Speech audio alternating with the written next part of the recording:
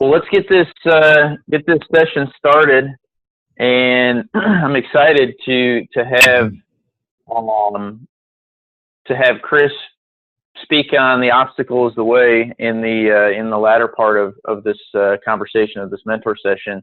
And just so you guys know, if as we try to video these for everyone else, if for some reason your screen has some additional audio going on, I may mute you through RingCentral just so that the actual video itself is focused on the person that's talking. It shouldn't be a problem if you've got yourself muted, but you might find sometimes I might that's just simply because it drags the camera itself over to that person, and so it makes it a little bit easier to to stay focused where it needs to be. So what I want to do is, like we do on most mentor sessions, I want to collect some questions initially. We're going to spend 15, 20 minutes or thereabouts on some questions. I do have one or two items I want to personally cover. And I'm going to hand this over to Chris. He's got some stuff prepared for you guys that I think are going to be just phenomenal. I really want you guys to take some notes through all of this. But any questions as far as items that you guys are running into, struggles, things of that nature that would be helpful if we would cover?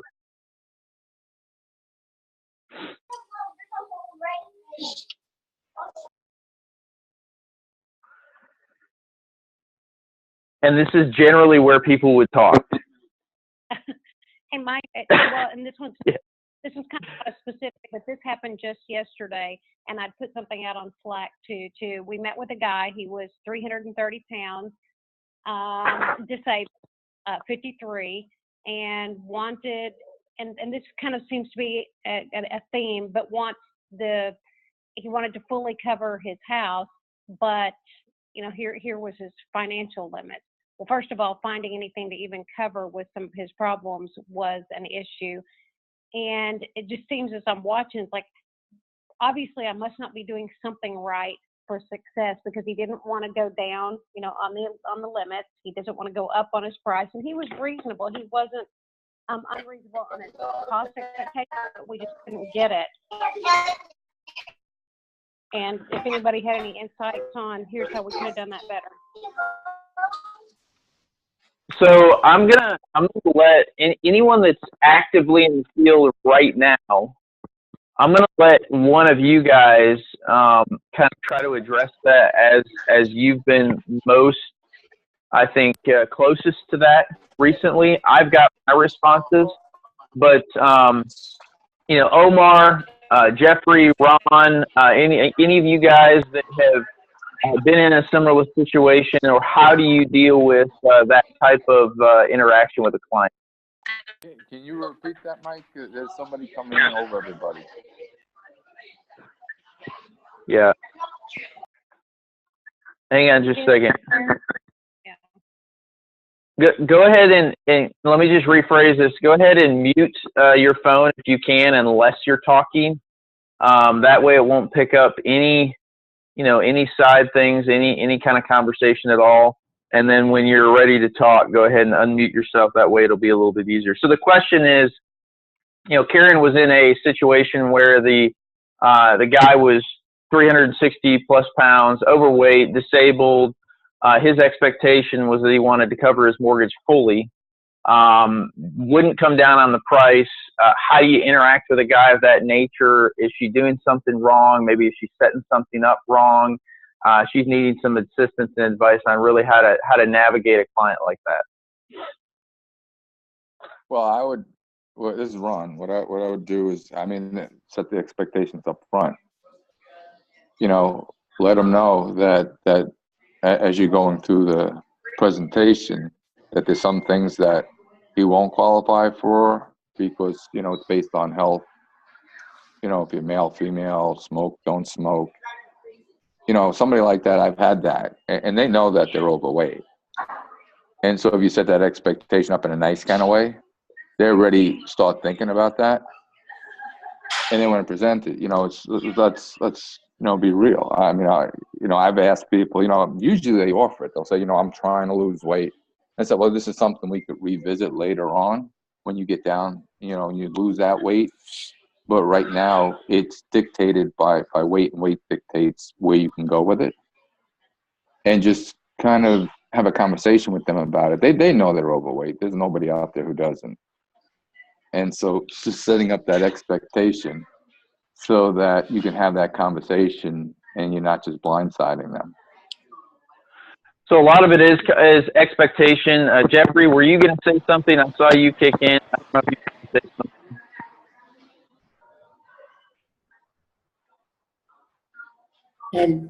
I isn't there, and I'm just in the actual virtual mentor, for most carriers, don't we have a weight chart, height chart available to us? They do. Okay. I've shown them, I was like, hey, you know, this is kind of where we're at. We do have, and I tell them that all we're looking to do today is to qualify, and I commend you on losing that, 10. I always commend that. I commend you on losing the 10 or 15 pounds. I go into a personal story.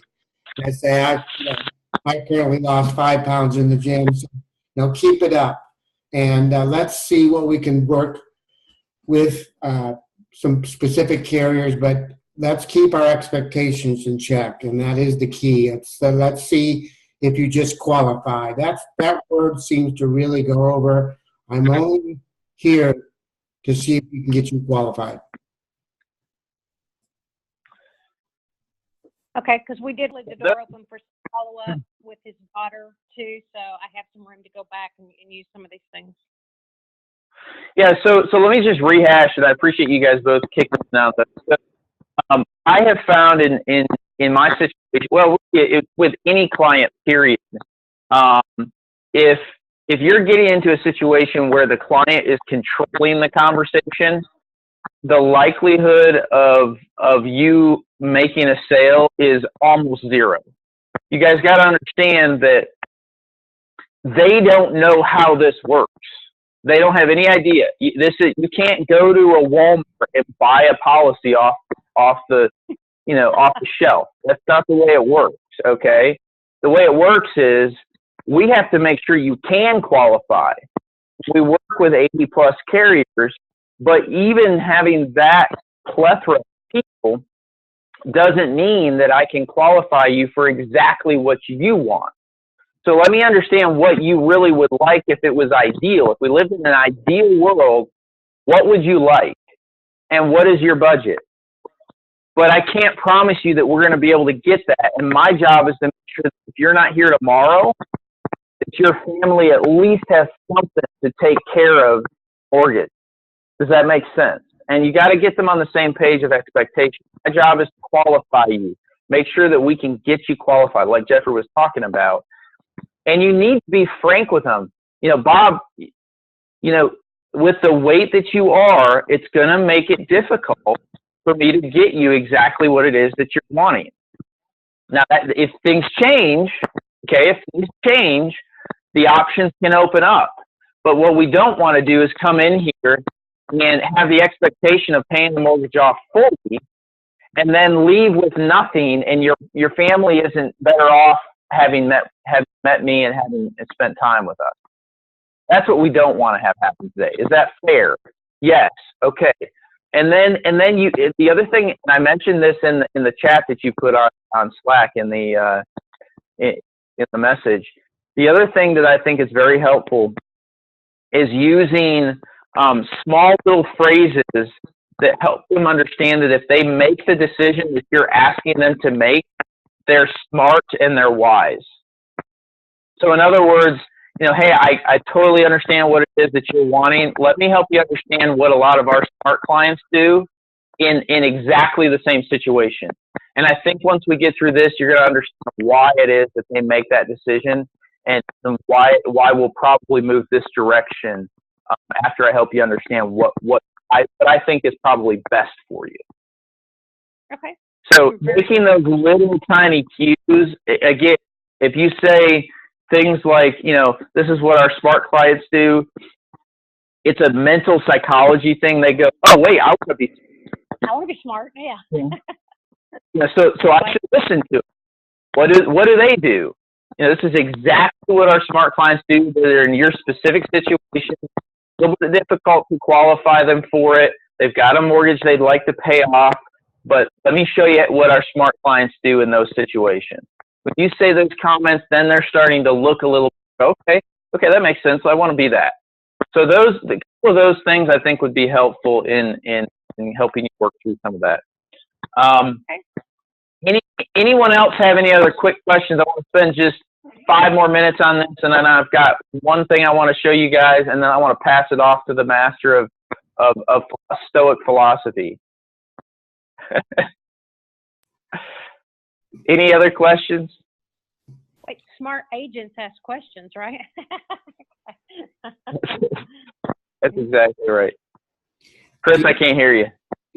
Sorry, I was muted. I wanted to piggyback off of what it was that you just said and say, not only do you want to incept decisions that are smart, but you also want to incept decisions that go with the pack. So as Mike said, this is a lot of what our smart clients do. I will say something like that and say, this is clearly the most clever decision to make. Let me show you why. But then I'll also say something like, 99% of the people that I work with that are in your exact position, this is where they would go. So they're smart, they're going with the pack. Secondly, you need to really continue to focus your frame set of how you view yourself as a professional. And an analogy would be if you went to your attorney's office and he just let you tell him what was going to happen the whole time, that wouldn't be very inspiring for his confidence and his expertise in practicing law. And so that's where you running the conversation and directing where it goes into play, that really does need to be understood. There is a lot of nuance in it, and doing it well will entail you letting them know that, yes, best intentions aside, I would love to make that happen, but as a professional, I can't recommend that that's going to be an actual reality. And that's where you coming in and helping explain that to them will be helpful. Yeah, that's an extremely good point, Chris. Appreciate that. All right, anything else that we've got just 2 minutes here, and then we're gonna move into something else. Can you do a building question? Let's leave that for tomorrow, actually. Okay. Or you can message me and I can respond. I want to keep this more to production related. Okay. Okay, well, let me, I guess if we don't have any other questions, which I'm surprised, guys, this is kind of your time, but I want to explain again, because we had a few things come up with the cash commitment challenge that we've been working on. I'm going to share my screen. Excuse me. I want to make a couple of things clear. I just want to reiterate the cash commitment challenge is going strong. It's fun for Chris and I to see. We're kind of sitting on the top, looking at how you guys are communicating through the different groups. Some groups are much more committed to teamwork than others. It's very interesting. I will make a personal bet that the team that is the most committed to teamwork is going to win, period, hands down. That comes straight from the Extreme Ownership story, book. I guarantee you that it's going to be the person that works the most as a team is going to come out at the top for sure. I would add to that and say if we took the individual that is conversing the most inside of whatever team that we're going to say it and leave it nameless, if we took that person and extracted them out and put them in another entirely different team next month, that team will also win because they're committed to being a good team member. They're leading up, they're leading down, they're leading side to side. They're a 360 leader, and that it's as Mike and I get to basically audit these conversations. It is very interesting to see how people are just apathetic about being involved with it, and then other people are hopping on the opportunity, and it's very interesting to us. It is. It's very eye-opening. So, guys, I really want to commission you guys to just lock into your team. Even if your team isn't pulling together, own it. That's because you're not pulling the team together. That's what I would ask you to do. If your team isn't pulling together, be the change. Be the one that's going to take the extreme ownership to pull them together, get commitments. How are you doing here? How many meetings do you have scheduled? You guys need to kind of work through that because everyone's commitment is important in order to hit the goals. So it's really interesting to see that. On that note, I will say this. There are production numbers that are going into these group chats that of applications taken, production done for the day. And I want you guys to be very, very clear. I don't want you to be caught off guard when we have this conversation Monday morning and we address this with where the actual numbers are, okay? The only thing that is going to count for the actual numbers is not what you think you took, but what actually goes into opt, period, okay? And we constantly update those numbers, and I've had a couple of questions on how does the submitted and the issued numbers work? What are the deadlines? How does that function? How does it help my net placed? I know I've had some long conversations with some agents. It's taken some time to get through some of this and understand it. I get that because I was the same way. So I want to reiterate that because I think it will help you guys understand net place numbers. It'll help you understand when you submit something and when it gets issued. How does that translate into your opt, and how does that translate into your promotions? So I want to go over that very quickly, and then we'll pass it off to the Stoic philosopher. All right, so on my screen, I just want to show you guys a couple of things. On my screen, and again, we're a very, very transparent agency. Okay, so I'm going to go through. You've seen, most of you have seen numbers for the week. I am going to show you what it looks like in my system for what actually has been taken for the week and what has been uploaded. So you can see, again, what I want is I don't want there to be a misunderstanding from what gets promoted on Slack and what gets actually updated on our conversations. So you can see here what actually has been said. You can compare this. You know, Rachel Fox right now is literally running out in the front, 5 applications, 11,416 a premium. Guys, this is, again, I want you to notice the numbers. These numbers up here, I cannot change these numbers. The week inside of opt, you'll notice, is the 6th to the 12th. What does that mean? The 6th is Saturday, which is the day after Friday. Always ends on Friday. So it's Saturday through Friday. Deadlines, midnight Eastern Standard Time. So midnight Eastern Standard Time on Friday, it locks over into Saturday morning. That's when, if you updated something at 12:05 Saturday morning Eastern Standard Time, it would count for the new week, okay? It ends Friday at midnight Eastern Standard Time. Everything's on Eastern Standard Time, okay?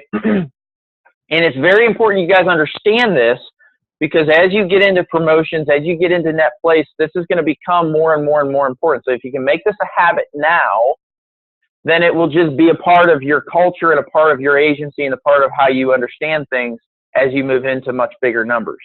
So if you look here and you say, okay, for the month, okay, and I want to go over the monthly numbers, the month is going to be from,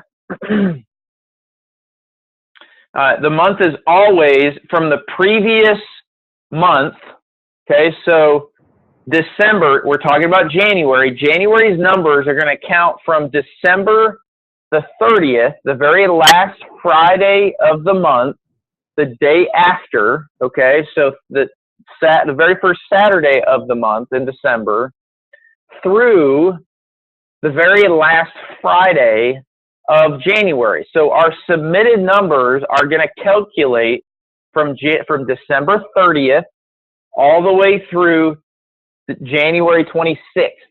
Again, midnight Eastern Standard Time cutoff, okay? So don't start submitting stuff January 27th and think that it's all going to count for January's numbers. It's not going to. It never can. I can't update them, can't adjust them. Okay, that is something that I have zero control over. The system does it. It doesn't matter if your internet's slow. It doesn't matter if you're trying to submit it and the system doesn't work. Don't wait till 11:50 near midnight on Friday to try to get stuff updated. You'll get messed up every single time. Okay, so you'll see how the numbers are panning out here. You'll see Omar's on top, Rachel's a close second, Jeffrey Brown's third. I have no idea who's going to be top. I think all of them are shooting for some big numbers this particular month. I think Jeff's sitting on some apps right now too, I think. Shame on you, Jeff. All right, so you'll hear that comment, someone's sitting on some applications. That comes from the idea of net placed numbers, okay? When you're going for promotions, you have to have a 60% net placed rolling number. When I say rolling, that's a 3-month net placed percentage. What you put into opt, what gets pulled from the carriers as net placed, including everything that has fallen off, ends up being at least 60% or higher. Now, here's why sometimes this can be a little bit of a struggle for agents to submit things immediately. And I know the struggle because I've dealt with it. I was frustrated with it when I was producing heavy. So what I would suggest, okay, if you take an application and you are 100% certain that there is no, this is not a complicated case. It isn't anything to really be concerned about. You locked it down. There's really nothing that you could foresee that it would be canceling, okay? There's no reason why you wouldn't go in the very next day, put it into opt, upload it, everything's done, okay? If you're running into a situation that it's going to be fully underwritten, okay? You're trying to navigate the price point. The only way you're going to beat them is to do it fully underwritten. I get that. Probably best case scenario, if you know they're going to still get it, okay, and it's fully underwritten, and it's maybe at the beginning of the month, there's no reason why you can't still upload that into opt, okay? It should not take you 4 months to get something issued fully underwritten. It shouldn't, okay? If you're staying on top of things, again, I did a ton of fully underwritten, $110,000 of placed fully underwritten business at National Life Group. I was able to get it done fairly quickly if I stayed on top of it. Now, here's the caveat. You guys have a 90-day window for net placed. If anyone in your upline is working on a promotion and that 90-day rolling number, you need to talk to Chris, you need to talk to me. If it's going to affect someone's 90-day rolling number, then you probably should wait to put it into opt, okay? Omar's working on a couple of big cases, okay? And he's fairly certain they're going to get issued. There shouldn't be any problems at all. He already uploaded those last month into opt. Now, they're not issued yet. They're sizable cases, okay, 40-some thousand, right, of premium. They're sizable cases. 45. Yep. $45,000. Now, here's how that works, okay? Omar submitted those in December. They count for December's submitted numbers. When they get issued, let's say they get issued in January, they will count for They will. When they get issued when they get issued, and they will get issued in January, they will count for January's issued numbers. That means, okay, let me explain. That means that if Omar only submits $30,000 of business in January, if he does, and he issues $50,000, he has a over 100% placed business in January, because it counts in the month it gets issued. Another caveat to this, when you submit large cases over $7,500 of premium, your submitted number will only count 7,500. It caps it. Okay, so $7,500 of submitted business is what counts on your submitted for December, for example, for Omar. When it gets issued, you get full credit for every bit of the placed premium in December. So he might have a 2,000% placed number in December because he placed all that business. I'll give you another example. My placed business in December, I didn't really make this comment because it wasn't that important, but I had the largest placed business in our entire agency in December. I placed about $36,000 of business personally in December. None of you saw anything in December with the exception of $1,800 of submitted business for myself. That's because the previous month and a half or two ago, I submitted a large case.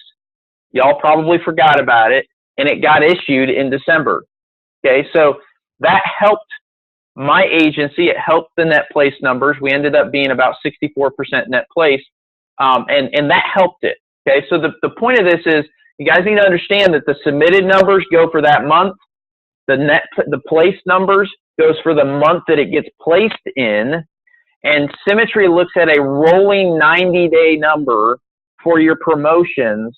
Anything submitted in the previous rolling 90 days, anything issued in the previous 90 days, that's your rolling net placed. If it is not above 60%, you will not get promotions.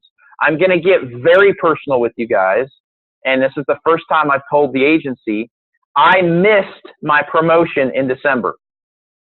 It hurt. I missed it because I wasn't paying attention to some of these rules, okay?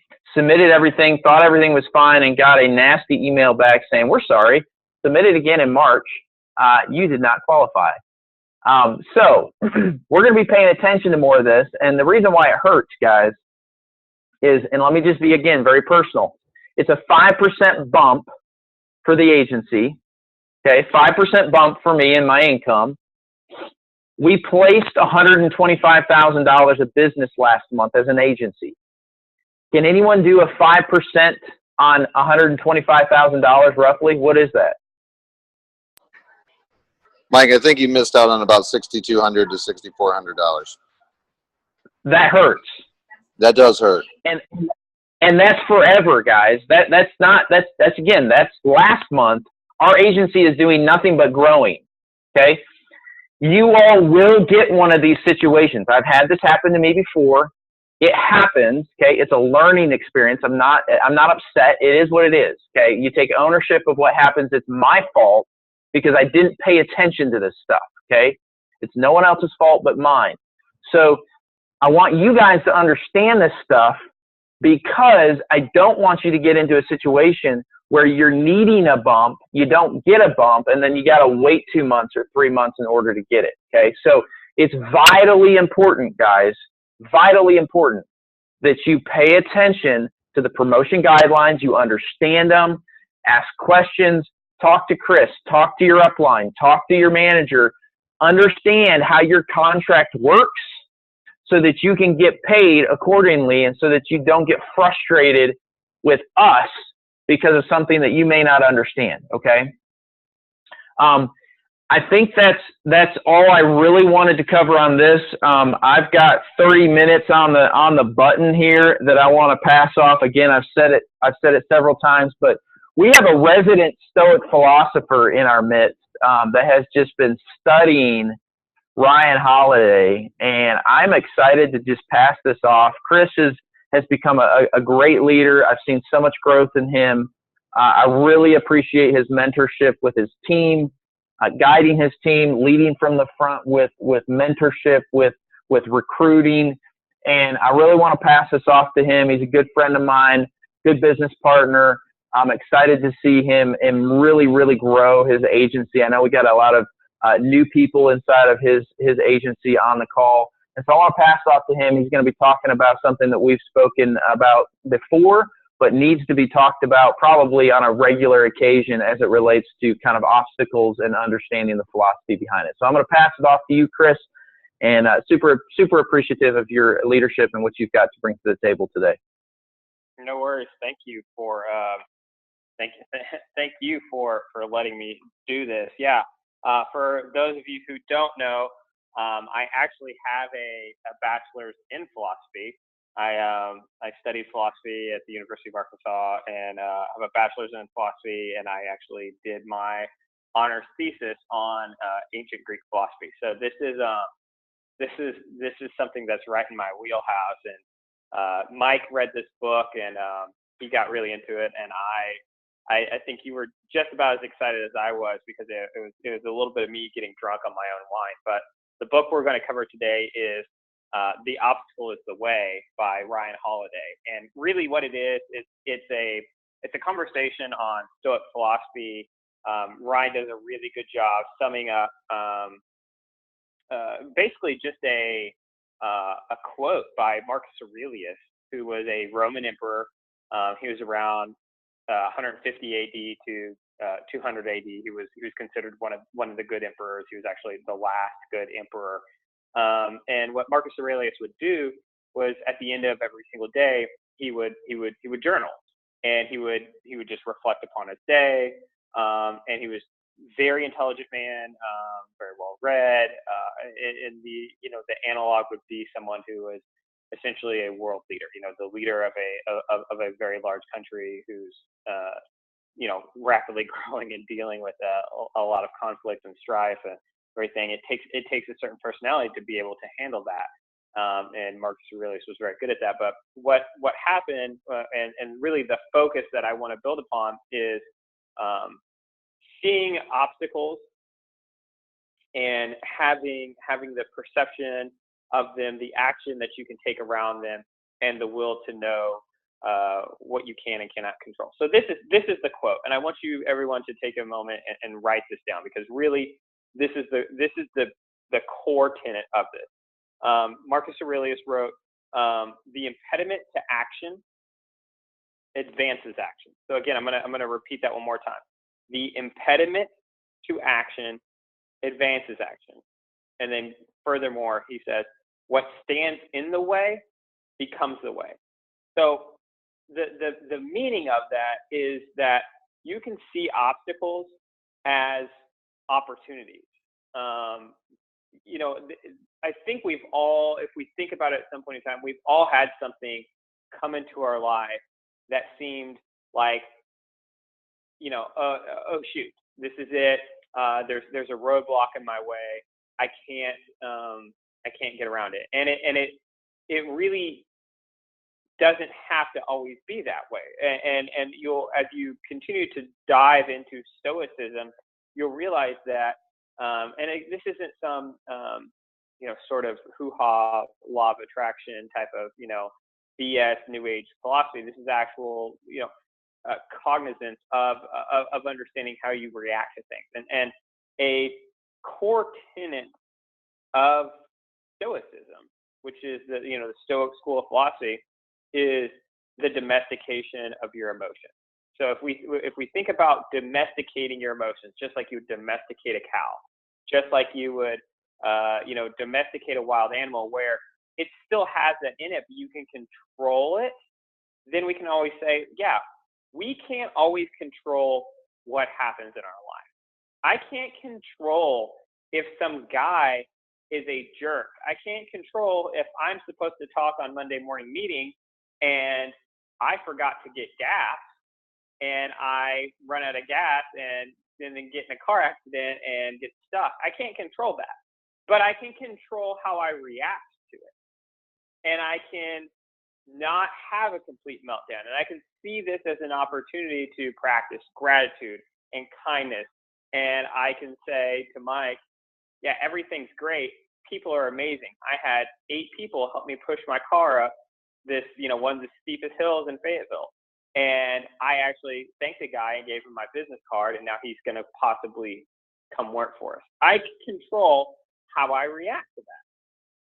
And if you think about that, I think we're all guilty of letting our emotions yank us around at some point in time. I'm a very naturally knee-jerk reactive type of guy. I'm a high surface level emotions.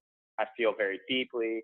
I'm a sensitive person. And so it's hard for me to not just like that go to 10, because that's naturally how I tend to want to react. And the reality of the situation is that's not necessarily a healthy relationship with reactions and emotions. And so for us to understand that, we really need to continue to distill this into really 3 focus points, and then we'll go to some of the sub points from that. So point 1 is, I'm going to read another quote from Marcus Aurelius so you understand it. This is what he says: objective judgment now, at this very moment, unselfish action now, at this very moment, willing acceptance at this very moment of all external events. That's all you need. So let's break that down into each of the 3 points. Objective judgment now, unselfish action now, willing acceptance now. Okay, I think that's very, very cool to understand that. And if we think about it, you'll actually hear some of this in other systems. So if you're in symmetry conferences enough, and you're on the calls, and you're under the tenets of what it is, you think, okay, in selfish action now at this very moment, what does that sound like? It sounds like massive action, constant correction, right? Willing acceptance at this very moment. That sounds like the prayer for the addict, where they say, let me have the knowledge to know what I can control and what I can't. That sounds good. Objective judgment, calm, cool, clear heads always prevail. So you'll hear some of these things as you start to put them together and understand it. So I want to just talk about one, just the discipline of perception, because I think it's really, really important. And probably if we're running short on time, I would love for you to just get the first tenet more than anything. And that is the discipline of perception. So how you see the world, for example, and Mike, you talked about this on the call on Sunday about perception and reframing and refocusing and how important that can be. How you see the world, for example, nobody can make you feel any certain way. It's how you choose to react to a given situation that makes you feel a certain way. So like I said, I got into a car accident and I chose how to react to that. But the other thing is that external stimuli, internal reactions, we let external factors dictate our emotions. If any of you have ever been in a relationship with another person, and you can get mad at them and you can say, man, you're being so frustrating. This is so annoying. You're annoying me. They're not actually being frustrated. You're choosing to be frustrated by what it is that they're doing and how you react to it. So let's look at this, Mike. I love that you pulled that up. Thank you so much.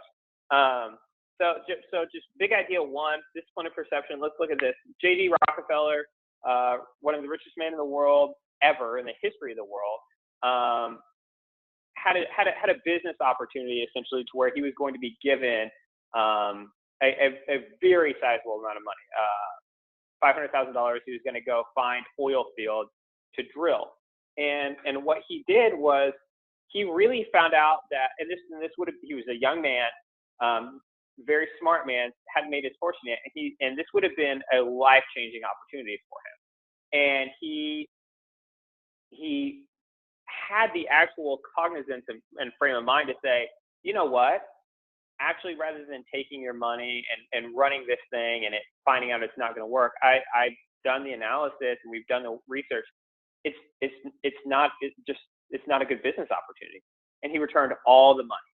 And a normal person who's not perceiving things well would have jumped on that. And the point being that, nothing really is inherently positive or negative, but he had the discipline to think about things and view it for what it was rather than just see a face value of it. He actually had the perception to work about it. So the exercise that they want you to do around this is just imagine that stock market crashes and you lose all of your money, right? Is this inherently a bad thing? Is this inherently a good thing? It's, in the end, in all reality, it's neither. It's a neutral event. You're going to decide how the event works out. Mike, do you have anything to add to that? I see you here.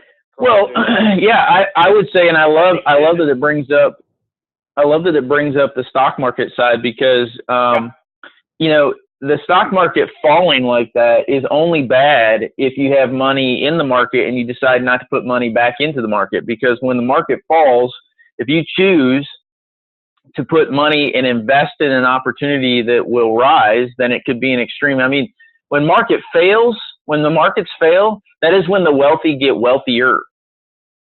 Yeah. And so it isn't, again, it's the perception, it's the discipline of how you're perceiving every single opportunity in your life.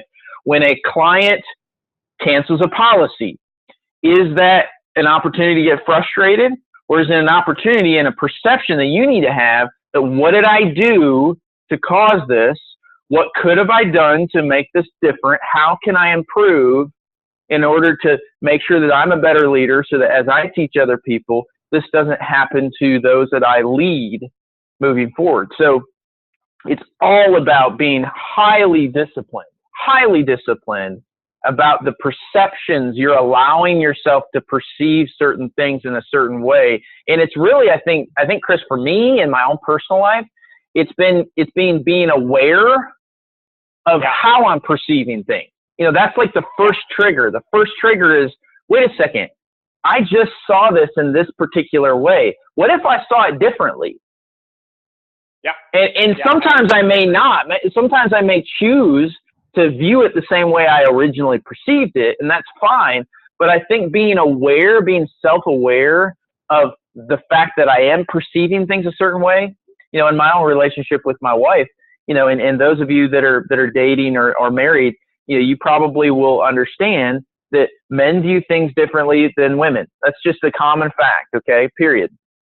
Does that make my wife always wrong? Absolutely not. It makes maybe the fact that I don't see things a certain way that she's seeing it, okay? And if I saw it through her eyes, there's a good chance that I probably would be like, wow, that makes a lot of sense. And that's, again, the discipline of perceiving how you perceive things. You've got to be very disciplined in that. That's all I've got to say on that. No, that was great. And again, you guys will see a lot of overlap in things that we continually talk about. People that work with me, they hear me talk about it constantly. I never push it, but I will bring it up a lot. Man, meditation does great. You develop self-awareness. And it sounds small, but the ability to just be cognizant that you're feeling something and it's just an emotion that is dragging you around. That is the first step. That is the biggest step. It does so much. It takes you from inside of living in your fishbowl to now you're a person that actually can see outside of the fishbowl and look inside of it and see yourself getting yanked around, moving all over the place. So that is just really important. So, you know, step two, you know, kind of big idea two. I don't know. This one, I don't love as much, but I don't feel that this one's as important. But what it is that you need to just really honestly recognize that you have the ability to respond how these things are happening to you. You know, recognition of the power that you have. I don't know if you guys know the story of Hurricane Carter, the boxer, unjustly put into jail for, I think, almost 20 years. And was not guilty, and he chose to not feel like a prisoner. He was simply held captive. He was going to respond by being willfully defiant and upbeat and optimistic, and he left a better educated, more rounded man, and was inspiring because of that. So basically, recognizing how that you have control to respond and react the way that you want to the events that have you. I think, moving past that, let's go to step 4. or big idea 4? Well, one thing, Chris, I just wanted to say one thing, and then I'll let you kind of move on. But the flip side of this, recognize that you have the power. I think sometimes we need to also recognize that we are where we're at because of ourselves. Absolutely. So if you're in a situation where you don't have money, you're stuck, you can't purchase leads, like your family's falling apart. Like, again, I'm going to paint the worst picture ever. Okay. If you're, family members have passed away, there's awful things happening left and right. You're in that situation because of the choices that you made and the choices that the people close to you made. That's it. It's not someone else's fault. You're in your financial situation right now because of exactly your decisions that got you there, period. Your success in this business is also, or failure in this business is also because of your decisions that you have made. You maybe aren't getting everything out of this business that you want because you haven't been going to conference, you consistently refuse to get on meetings, you don't plug into the calls, you don't associate on Slack, and so you are where you're at because of you, not because of me, not because of Chris, not because of your upline. And people don't leave this business because of their upline. They leave it because of themselves. And so I want to be very clear that not only do you have to recognize that you have the power to move forward and make the best out of yourself, but you also need to understand that you had the power to decide the choices that you chose to lead you to where you're at right now. And you can make a decision to break out of that. Yeah, that was great, man. Preach, brother. Preach on it. I love that. That's so good. And I think what's really, that sounds hard on some people, but in the end, you need to take ownership of the events that are happening in your life, the events that have past happened in your life, and just own that. So, really straightforward example. Go ahead, bud. Well, I was just, I don't mean to interrupt. Sorry. I was just thinking it's not that it's harsh, guys. It's that what we don't realize is that when we have that mindset that someone else did this to me, you have just given someone else, you have just given someone else power over you. You have forced yourself to become a slave to that person permanently until you choose, and it's all in the choice, until you choose to step out of it, period. And most of us, and I know in my situation, I had to break out of my parents' philosophies of life. I had to break out of their concept of money. My parents have never made more than $50,000-$60,000 a year. That mindset is never going to make someone $1 million. It's not going to happen. And so I had been ingrained, and most of you on this call is very similar. Who do we get taught by the most? Teachers, parents, and friends.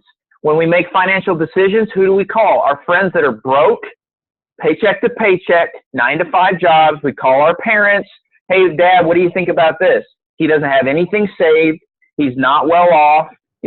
So we allow people to make decisions in our lives that are unsuccessful people. And by doing that, we enslave ourselves to their mindset. Absolutely. Yeah. You are very often just caught in a cycle of that. Again, going back to point one, because you're not cognizant of the emotions that are happening around you. You're not willful of the power that you have over the decisions. If you had a client and they are 350 pounds and they're diabetic and they feel like, well, this isn't fair, I shouldn't have to be limited in my options, it's very easy for us as the broker who's trying to do our best to have a consultative conversation with them to say, well, you're 65, you just took out a new mortgage, you're 150 pounds overweight. This didn't happen by accident. This happened through you making 20 years of systematically bad choices in what it is that you eat, what it is that you take into your body, how you exercise. That's something that for us viewing another person, if that's what you need to do to understand that you have this control. Well, yeah, if a guy, I mean, you don't become a 200-pound overweight diabetic accidentally.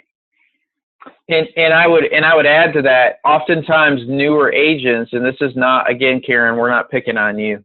Newer agents, okay, will allow the mindset of the client to control the conversation.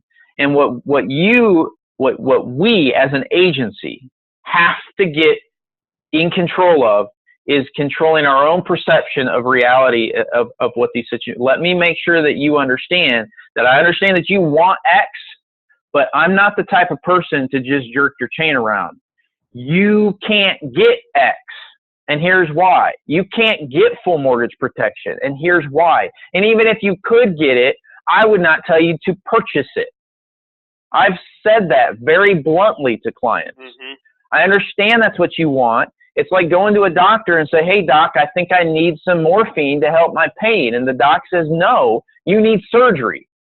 That's what you need because you've got a massive lump that's causing pain on your spine or whatever it is. You don't need to cover up the symptom. You need to solve the problem.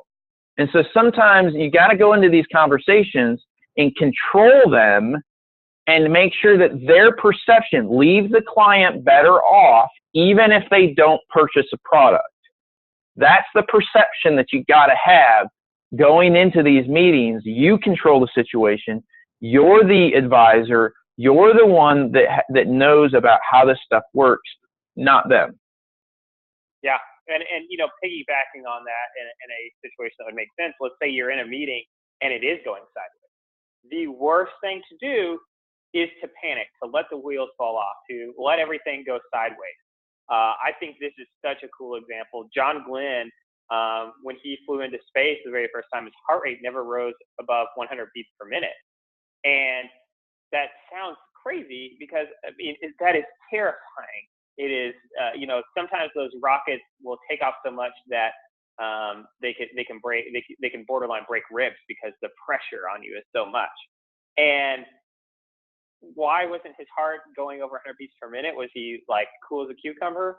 No, it was terrifying. But he had been trained to not freak out. NASA had taught him, there is no good in panicking. It solves no problem. And Marcus Aurelius says this. I love it. It's great. Does what happened keep you from acting with justice, generosity, self-control, sanity, prudence, honesty, humility, straightforwardness? Nothing really prevents you from acting in that way. You choose to act in that way. So when an obstacle comes along, we really need to not freak out about it. It does nothing good for us. It does nothing good for the society at large. Does nothing good for your client or your base shop, your team that you're leading. Really, you need to respond to situations instead of being reactive, because things will happen and you need to be able to respond to them. And adding to that, and Mike and I talk about this a lot, taking ownership of that, but also preparing for things that may go wrong before they go wrong. I don't want to pick on people, but when I get client or people that are underneath me and they say, help, I'm in a meeting, I don't have the form that I needed printed with me. I found out that the client had more health issues than they told me on the phone. My issue that I would instantly feel is well, why didn't you have this printed out with you in your bag ahead of time, just in case this happens at some point in time? It may be a month later, it may be 2 days later. Why don't you just have a copy of each of these forms printed out? I don't know, I didn't think of it. Well, okay. If you were driving in traffic and you saw that there was a wreck ahead of time, are you just going to sit there and wait in traffic? Or are you going to take the street and take an alternate route? That's the straightforward path to this. So I really want you guys to understand that. I want to move on to actually, because I know we're kind of running short on time, I want to move on to big idea. I want to move past all the big ideas, and I actually want to go to part 2, which is action. Very, very cool. Mike, I think it's like 10, 11. Yeah, there you go. the quote they have is a Shakespeare quote. I think it's really, really cool. Then imitate the action of the tiger, stiffen the sinews, summon up the blood. What they're saying is that prepare to act. Inaction is just as bad as letting yourself get yanked all over the place and letting the emotions control you. Really almost the worst thing is being inactive just as much as it is letting someone control your emotions through how you react to them. So point 1 or 11 is about Demosthenes. He was basically the greatest orator in Athens history, one of the best ones. He had to overcome some issues though. He had a speech impediment. He had people who basically stole his inheritance and like kicked him out on the street for that. He was a small, sickly child. He was slight of stature. I mean, he had some cards stacked against him. And what did he do? He practiced speaking clearly, and he would put rocks in his mouth just to make it harder. So he was overcompensating. He would run up hills and practice it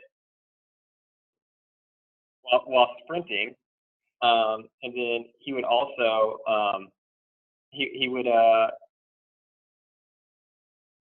lock himself in a room and practice his speeches until they were perfect. So his response was basically like, what is it that you can control? And action, action, action. I think Teddy Roosevelt is a very, very similar example.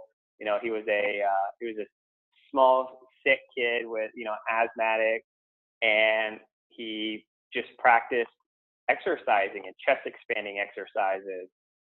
Would go out into the wilderness. He would read to overcompensate for his inability to function well in physical environments. And he had terrible eyesight even, and he got into the boxing club at Yale and had to fight without his glasses on. And from what I understand, just consistently got beat up for the first 2 years because he couldn't even see what was going on. And he took it as an opportunity to become a better boxer and would only practice hitting the bag with his glasses off. So I think that is really important. Hey, Chris, can I just apply this to, I think here's what I would say. I know that I do anyways. I get a lot of agents that come in and they go, well, Mike, I've had 3 meetings and I've fallen on my face every time. And I know it's not the leads. I know it's not this, but man, I don't know. I'm not sure. I got to figure out something and to make sure this kind of works. And I see a lot of people doing a lot of production. I see people posting production of 5,000 and 3,000 and 6,000. I got to make this work, guys. Here's what I'm gonna be very frank. You all need to view this opportunity as action, action, action. The great equalizer in this business is action. Let me give you an example. If you're not phoning properly, go to step 13 because this segues really well. Well, and what I want to say is if you're not phoning properly, let's just say that you're having a hard time locking down meetings. Record yourself. Watch yourself in a mirror. Analyze what you're doing. That doesn't mean that you don't call. It means that you need to call probably 3 or 4 times as much because you have to get through that learning curve. Same with appointments, okay? Just because you've had 3 or 4 or 5 meetings that you fell flat on your face on, guys, you got to understand, you know how many meetings I've gone on over the last 8 years? Thousands of meetings. Thousands of them, consistently, week in and week out and week in and week out. Why is it easy for me? Because I've done it. Was it easy my very first week? Oh my goodness, I was sweaty palms, scared to death, afraid I was going to say something I wasn't supposed to, didn't know, I'd collect the information, didn't know what I was doing, and just felt like it was like an hour and a half. Mine was Like, like I 2 just hours. sit. She never answered the Yes. phone ever again. So guys, you got to understand that how do you get the great equalizer is not go back and read a bunch of stuff on how to do it. That's not the great equalizer. The great equalizer is go do it more. Period. You want to know how to shoot free throws? Go shoot them. You don't go read and watch a video on how to do it to learn how to do it. Now, there's nothing wrong with analyzing and looking at film. Okay, there's nothing wrong with that. But until you take action and you actually start doing it, you're not going to really start improving. So my encouragement to you guys is, if you're not happy with where you're at right now, double and triple your activity. Period. Don't wait to double and triple your activity until you understand everything. That is a great miscalculation, and it will take you longer than everyone else to get the ball rolling. Okay? Go do and make a bunch of mistakes as quickly as you possibly can, and then you'll slowly start to figure this out. Okay? And you can even overcompensate, like Chris was talking about. Make it more difficult. Call your peers and have them try to not set a meeting with you. Make it to where it's more difficult. Make it more challenging so that you can be the expert and you can be the master at it. Yeah, and I would say the immediacy to action and the continual showing up of action are some things that you guys really need to realize. Get moving, and then consistently do that. We talk about persistence and perseverance. Perseverance is just like weathering the storm. You persevere a hurricane. You sit and you hunker and that's just enduring. But persistence, sticking to it, persistence in action, persistence in domesticating your emotions. Those are things that you can control. And then I would continually to reframe the iteration of failure, because really reframing it, understanding that failure is nothing but an education, nothing but the first step to something better. That's really, really important. How much time are we going to have? We're over a little bit. Well, let's do this. I want to talk about following the process, and that's kind of the last thing. And what I would encourage, Chris, let's do this, is I think that we need to, let's do a part 2 to this as well, because I do think that we need to go through it more of this. And I'm going to provide for everyone this sheet that you guys are looking at. It's a memorization sheet. They talk about, you don't have to read the book, okay? But again, if you want to get just part, if you just want to get a little bit of good out of it, you can go through the 32-page booklet and go through the questions. But if you're average, that's what you'll do. If you're not an average person and you're an above average person, which I am, I don't like being average, you're going to buy the book, you're going to read it, you're going to probably read it several times, you're going to go through the memorization booklet, and you're going to choose how you're going to implement this into your practice on a daily basis. That's what above average successful people do. Mm-hmm. I totally agree, and I think it's really important to continually distill yourself as a person who is above average through thought process and through action. So yeah, let's share this with everyone, and then let's do a part 2 next week. Okay. So guys, again, this is The Obstacle is the Way. It's Ryan Holiday. Okay, I will post this PDF inside of the general. Actually, I'm going to put it inside of the training channel, okay? And then we're going to do a part 2. If you guys can get studied up on some of this stuff, I think you'll probably glean a little bit more from what it is that we're talking about. But I'm excited to see how you guys implement some of this. And I really want to hear, and Chris, I don't know about you, but I'd be excited to hear how you guys are implementing 1 or 2 of these things, okay? You don't try to implement all of it overnight. If you just take one item, action, action, action, or if you take one item of the discipline of perception and just implement it, and then let us hear how you guys are applying this and how it's changing your marriages, your relationships, your business, your interaction with the clients.